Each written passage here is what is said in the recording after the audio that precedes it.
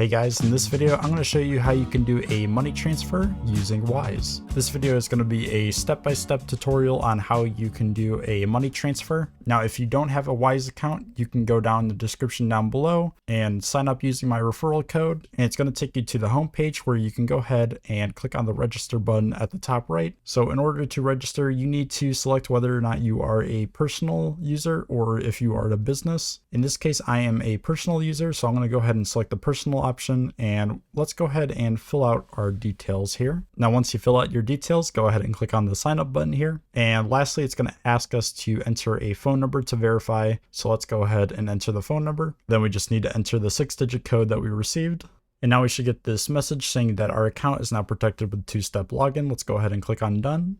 So once we sign up, we'll see this transfer page here. We see that we're currently wanting to send 1,000 Canadian dollars, and our recipient is going to get 805.08 US dollars. So let's take a look at what's going on here. So first we have the fee of 2.49 Canadian. Now depending on what payment method you use, the fee will be different. So here we have the debit card option, which has a much higher fee than using direct debit. So depending on which option that you choose, you will get a different fee. So I'm just going to go ahead and just select the direct debit for now. And of course, Wise is going to take a fee themselves, which is $6.09, and the total fees are going to be 8.58 Canadian. Now, if we look right below this, we're going to see the conversion. So here we see the amount that they're going to convert and the conversion rate here, which is 0.812051. Now, just to verify, if we take a look at this number here and we do a Canadian to US dollar conversion on Google, we're going to see that the conversion rate is 0.81, which is pretty similar to this,